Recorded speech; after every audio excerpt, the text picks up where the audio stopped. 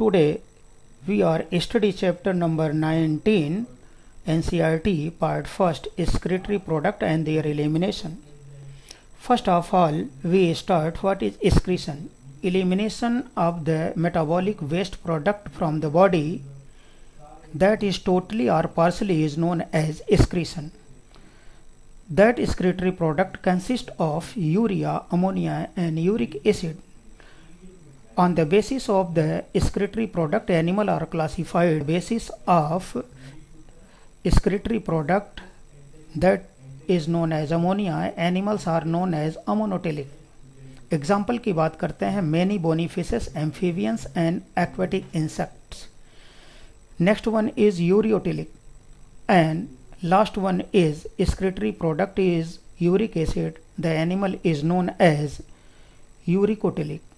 The ammonia is radially diffused from the body through simple process of diffusion by general body surface, which is most toxic, but urea is less toxic than ammonia and uric acid is least toxic.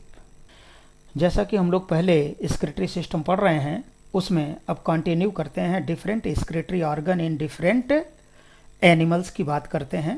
तो इसमें invertebrate में tubular structure पाई जाती है और vertebrates में complex tubular organ पाया जाता है, that is known as kidney. Protonephridia और फ्लेम सेल की बात करते हैं हम लोग तो excretory ऑर्गन है ये प्लेटीहेल्मिन्थी यानी फ्लैटवर्म एंड प्लेनेरिया का. एनेलिट्स में excretory ऑर्गन जो होता है वो होती है नेफ्रिडिया की बात करते हैं और some cephalochordates such as Amphioxus excretory organ is protonephridia that will be responsible for osmoregulation. Nephridia is the excretory organ of earthworm and other annelids that remove the nitrogenous waste product and maintain the fluid and ionic balance. Malpighian tubule is the excretory organ of the insects including cockroach. Green gland excretory organ is crustacean like prawn. Now come to study of the human excretory organ. Human excretory organ की बात करते हैं बेटा तो human excretory organ में one pair of kidney, single urinary bladder and single urethra and pair of ureter present. Kidney is beam shaped structure that is reddish brown in color. Size की बात किया जाए 10 to 12 centimetre, length 5 to 7 centimetre, wide and 2 to 3 centimetre thickness. Average weight इसका 120 to 170 gram की बात करते हैं. Towards the centre concave area is known as hilum, that is known as hilum. Hilum की बात किया जाए तो फ्रॉम हाइलम यूरेटर की बात करें, ureter renal artery, renal vein and renal nerve is passed through it. The funnel shape structure is known as renal pelvis. The kidney is divided into two parts. Outer is known as cortex and inner is known as medulla. In medulla region, conical structure is present that is known as renal pyramid. In human being, 8 to 12 renal pyramid is present. Kidney is covered by outer tough covering that is known as capsule. We will be study kidney. The structural and functional unit of the kidney is known as nephron. In human being, each kidney consists of nearly 1 million of the nephron, that is the tubular part, which is the functional unit of the kidney. Each nephron has two parts, that is glomerulus and renal tubule. Glomerulus is the bunch or tuft of the capillaries formed by the afferent arteriole, the fine branch of the renal artery. The glomerulus consists of afferent and efferent arteriole. The diameter of the afferent arteriole is wide and efferent arteriole is narrow. The renal tubule continue into the double wall cup shaped structure that is known as Bowman capsule. Its inner layer of the Bowman capsule consists of the podocyte cell. Between the podocyte cell, a pore is present that is known as slit pore. Its name is podocytes because that consists of leg-like structure. The Bowman capsule continue into the further a tube-like structure which is highly coiled structure that is known as PCT यानी proximal convoluted tubule. We will be study excretory system. excretory system में हम लोग nephron की बात कर रहे हैं, तो नेफ्रॉन में आज हम लोग स्टडी करने जा रहे हैं प्रॉक्सिमल कॉन्वोल्यूटेड ट्यूब्यूल यानी पीसीटी की बात करने जा रहे हैं। तो पीसीटी की बात किया जाए तो प्रॉक्सिमल कॉन्वोल्यूटेड ट्यूब्यूल जो है ये बाउमैन कैप्सूल के ठीक नीचे ये पाई जाती है। Next one is tubular part में लूप ऑफ हेनले की बात करते हैं, और loop of Henley consist of the two part, descending limb of loop of Henle and ascending limb of loop of Henle. It is a hairpin like structure. Another highly convoluted structure or coiled structure is known as distal convoluted tubule और DCT के नाम से हम लोग जानते हैं. That will be open into the straight tube that is known as collecting duct, many of which converge open into the renal pelvis through the medullary pyramid into the calyces. Malpighian corpuscle proximal convoluted tubule, distal convoluted tubule of the nephrons situated into the outer part of the kidney that is known as cortex, but loop of Henle present deep into the middle part or that is known as medulla. Majority of the nephron, the loop of Henle is too short and extend only very little into the medulla. Such type of nephron is known as cortical nephron, and some type of nephron deep into the medulla that is known as juxtamedullary nephron. So the nephron is two types, cortical nephron and juxtamedullary nephron. As you see that about 85% of cortical nephron and about 15% of juxtamedullary nephron. Cortical nephron की बात अगर जो हम लोग करें तो इसमें वासा रेक्टा absent और हाईली रिड्यूस्ड होती है, जबकि जस्टामेडुलरी नेफ्रॉन में वासा रेक्टा प्रेजेंट या वेल डेवलप्ड होती है।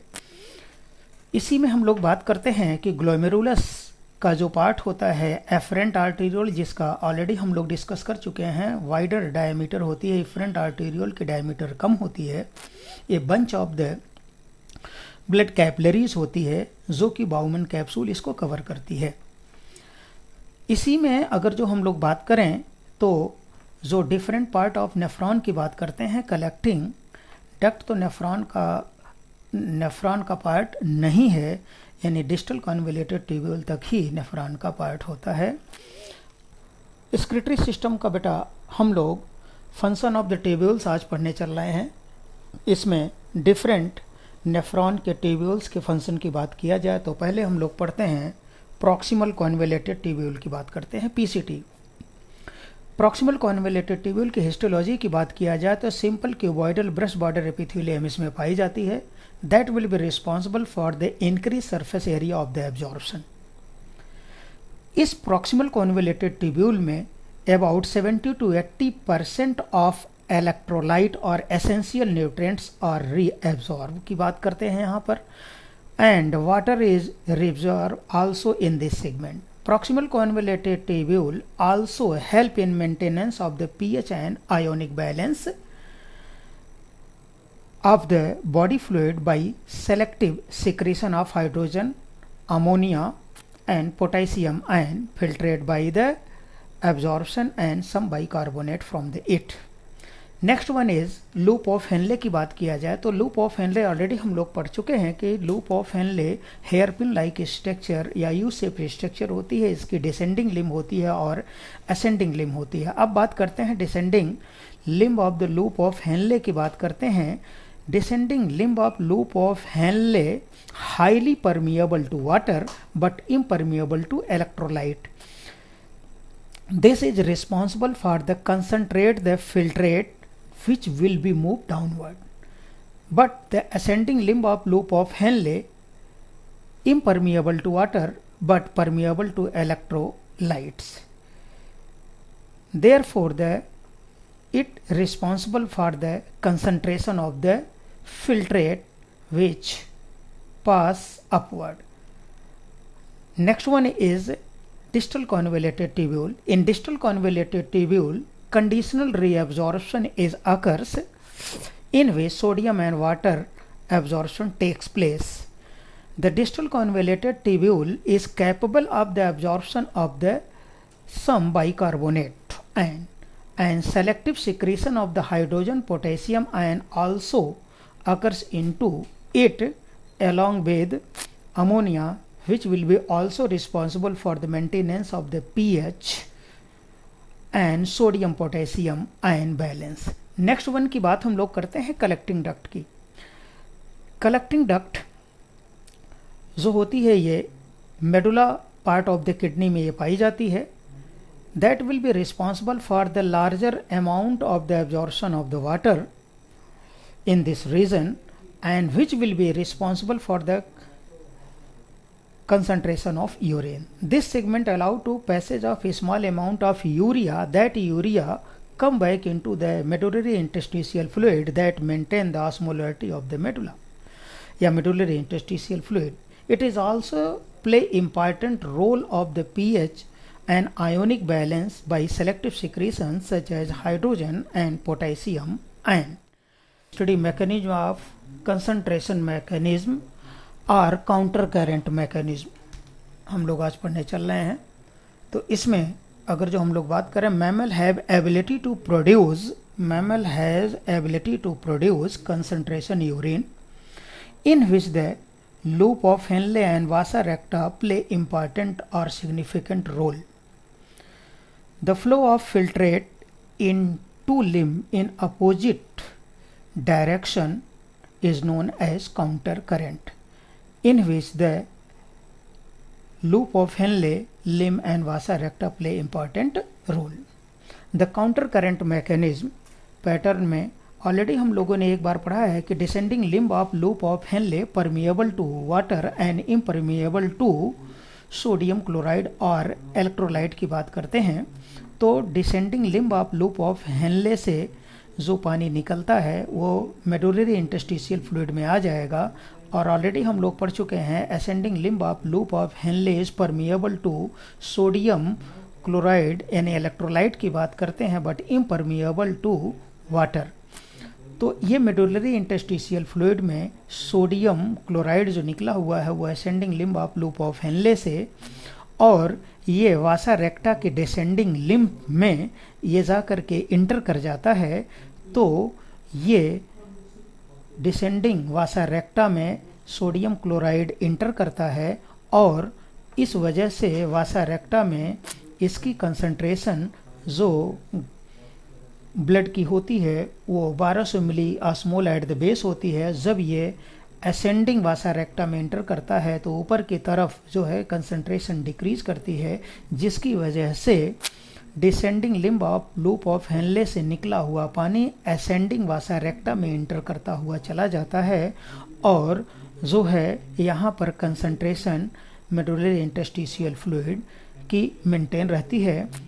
और चूंकि डिसेंडिंग लिम्ब ऑफ वासा रेक्टा में इंटर करता है जो सोडियम क्लोराइड, वो ascending loop of limb of loop of Henle से निकलता है जो कि एक दूसरे के अपोजिट हो गए, और descending limb of loop of Henle से निकला हुआ वाटर असेंडिंग वासा रेक्टा में इंटर करता है, इसलिए इसे कहते हैं counter current mechanism. This mechanism is help to the maintenance of the concentration gradient. Human kidney can provide urine nearly 4 times concentrate than the initial glomerular filtrate. ये पॉइंट हम लोगों के NCERT पेज नंबर 297 पर first para के last line में दिया हुआ है. Regulation of kidney function. Regulation of kidney function की बात किया जाए, it is regulated by hypothalamus, JGA, juxtaglomerular apparatus and heart. The regulation of kidney function occurs through the three method. पहला है रॉस मैकेनिज्म, दूसरा है ADH मैकेनिज्म, तीसरा है ANF मैकेनिज्म. तो first of all we study the ADH mechanism. ADH mechanism की बात करें अगर जो हम लोग बेटे, तो यहाँ पर हम लोगों के बॉडी में ऑस्मो रिसेप्टर्स पाया जाता है, जो कि अगर जो excessive loss of the body fluid हो जाती है तो ये एक्टिवेट होता है due to the change of और आयोनिक कंसंट्रेशन से.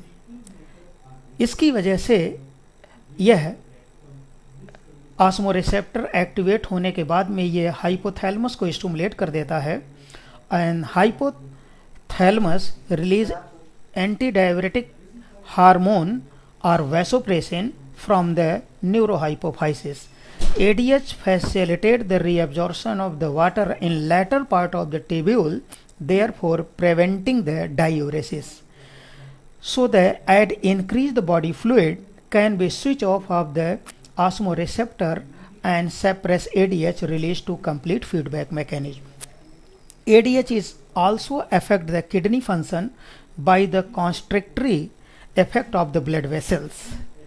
This cause increase the blood pressure, and increased blood pressure can increase the glomerular blood flow and GFR.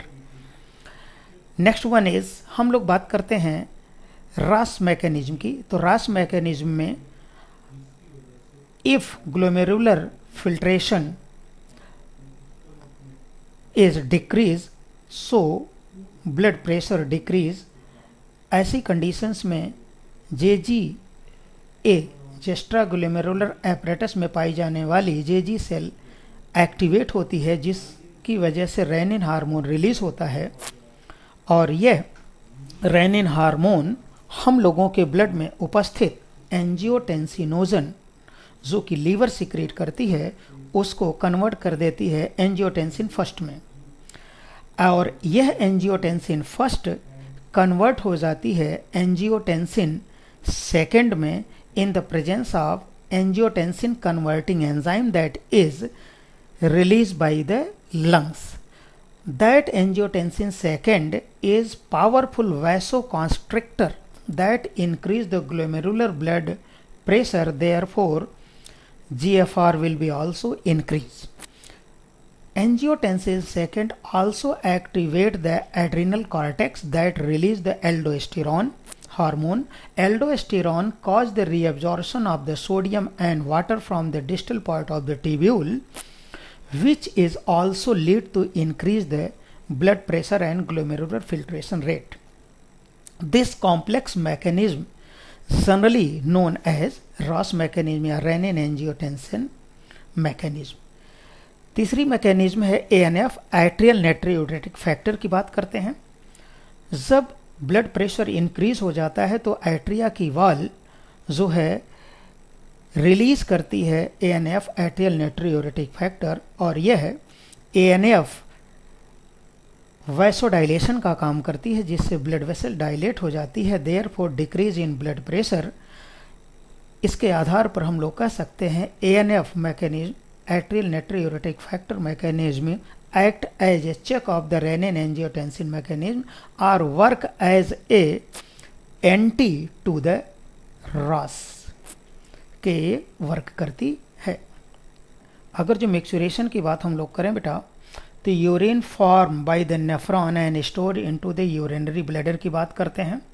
Urinary bladder में यूरिन स्टोर होता है और एक लिमिट के बाद यूरिनरी ब्लैडर की वॉल पर जो है पाए जाते हैं क्या स्ट्रेच रिसेप्टर. ये स्ट्रेच रिसेप्टर जो है स्टिमुलेट होते हैं और ये सेंट्रल नर्वस सिस्टम को सिग्नल देते हैं और उस सेंट्रल नर्वस सिस्टम से मोटर न्यूरॉन के थ्रू मैसेज आता है, जिसकी वजह से यूरिनरी ब्लैडर में उपस्थित smooth muscles of the urinary bladder में जो होता है कॉन्ट्रैक्शन होता है और जो कि स्टिमुलेट करता है, जिसकी वजह से यूरिन रिलीज होती है. That is known as micturition.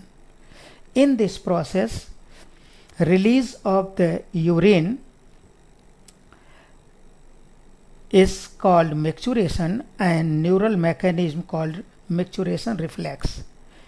In adult human being की बात किया जाए, on an average 1 to 1.5 litre urine will be produced per day. That urine light yellow in color and slightly acidic in nature. Its pH is 6.0 and also consists of characteristic odor. On an average 25 to 30 gram of urea is excreted per day. In various conditions affect the characteristic of the urine. The analysis of the urine help to clinical diagnosis of the many metabolic disorder such as malfunctioning of the kidney की बात करते हैं. For example, if glucose is present in urine, that is known as glycosuria. If ketone bodies is present in urine, that is known as ketonuria, and that is indicative of the diabetes mellitus. Disorder of the excretory system. Due to the malfunctioning of the kidney की बात किया जाए बेटा, due to the malfunctioning of the kidney, the excretory waste product accumulate in our body, that is known as urea. That condition is known as uremia. That is highly harmful to the lead that cause kidney failure. Such patient, urea can be removed by this process. This process is known as hemodialysis. In hemodialysis, cellophane tube, cellophane membrane and dialysing solution will be used. The dialysing solution consists of the or just equivalent to the our blood but except nitrogenous waste product. इसमें nitrogenous waste product अर्थात जो है dialysing solution में urea absent होती है. इस condition में जिस पेशेंट की डायलिसिस करनी होती है उसके जो है कन्वीनियंट आर्टरी से ब्लड को डायलाइजिंग सोल्यूशन में इंटर कराया जाता है और उस समय एंटीकोगुलेंट लाइक हेपेरिन उसमें ऐड की जाती है.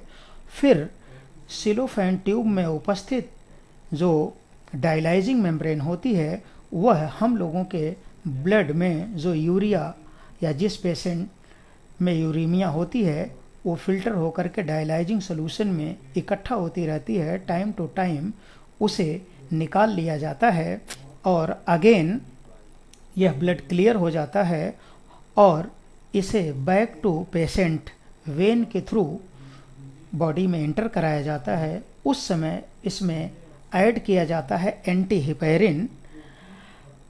इसकी वजह से हीमोडायलिसिस प्रोसेस के द्वारा 1000 of the uraemic patient will be cured. अगर हीमोडायलिसिस के थ्रू पेशेंट ठीक नहीं होता है यानी उसकी किडनी से जो है या बॉडी से कहा जाए एक्सक्रीटरी वेस्ट प्रोडक्ट यूरिया नहीं निकल पाती है तो उस कंडीशन में लास्ट ऑप्शन होता है transplantation of the kidney. Transplantation of the kidney में सबसे ज़्यादा जो प्रेफरेबल डोनर के लिए बात की जाती है वो क्लोज रिलेटिव हो और सेम ब्लड ग्रुप की भी बात करते हैं. उसमें रिजेक्शन के चांसेस कम होते हैं. इस तरीके से रीनल फेल्योर हीमोडायलिसिस प्रोसेस के द्वारा ठीक किया जा सकता है.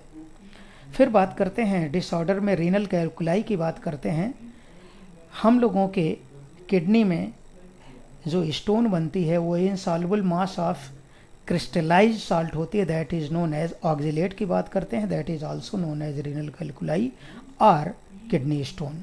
ग्लोमेरुलोनेफ्राइटिस की बात करते हैं. Inflammation of glomerulus of the kidney is known as glomerulonephritis. Part of nephron involved in active reabsorption of sodium is. इसमें पहला ऑप्शन है बाउमेन कैप्सूल, दूसरा option descending limb of loop of Henle की बात करते हैं, तीसरा ऑप्शन डिस्टल कॉन्वेलेटेड ट्यूब्यूल यानी डीसीटी एंड चौथा ऑप्शन है प्रॉक्सिमल कॉन्वेलेटेड ट्यूब्यूल की बात करते हैं. अगर जो बाउमेन कैप्सूल की बात करें हम लोग बेटा, ये कप शेप स्ट्रक्चर होती है जो डबल लेयर होती है, और इस डबल लेयर में अगर जो हम लोग बात करें तो इनर जो लेयर होती है उसमें पोडोसाइट सेल पाए जाते हैं। और descending limb of loop of Henle की बात करें तो descending limb of loop of Henley में ऑलरेडी हम लोग पढ़ चुके हैं कि इसमें ये लिम्ब परमिएबल टू वाटर होती है और इम्परमिएबल टू इलेक्ट्रोलाइट्स होती है। फिर बात करते हैं डिस्टल कॉन्वोल्यूटेड ट्यूब्यूल की बात करते हैं तो डीसीटी में कंडीशनल रीएब्जॉर्प्शन होता है in the presence of aldosterone hormone की उपस्थिति में। नेक्स्ट बात करते हैं proximal convoluted tubule. Proximal convoluted tubule में glucose, amino acid and sodium ion का रीएब्जॉर्प्शन एक्टिव प्रोसेस के द्वारा होता है। तो now come to again question पे आ जाइए। इसमें क्वेश्चन पे पूछा है active reabsorption of sodium occurs in which part of the nephron की बात करता है। तो बेटा इसमें जो चौथा ऑप्शन है प्रॉक्सिमल कॉन्वोल्यूटेड ट्यूब्यूल, अभी जैसा मैंने एक्सप्लेन किया glucose, amino acid and sodium active reabsorption की बात करते हैं तो सोडियम दिया हुआ, तो इसका जो है ये चौथा ऑप्शन जो है ये करेक्ट है। चौथा ऑप्शन करेक्ट है। अगर जो बात करें ऊपर इन तीनों ऑप्शन की तो first, second and third option is incorrect. Which of the following part of nephron with their function, उसमें पहला दिया हुआ है descending limb of loop of Henley, दूसरा है प्रॉक्सिमल कॉन्वोल्यूटेड ट्यूब्यूल, तीसरा है ascending limb of loop of Henley, चौथा है डिस्टल कॉन्वोल्यूटेड ट्यूब्यूल की बात करते हैं। इसमें इसको मैच करना है, select the correct option for the following.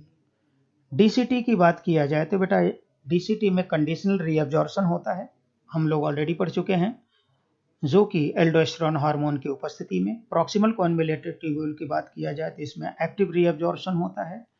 Loop of Henley के डिसेंडिंग लिम्ब की बात करें तो यह परमिएबल टू वाटर होता है और इम्परमिएबल टू जो है साल्ट होता है।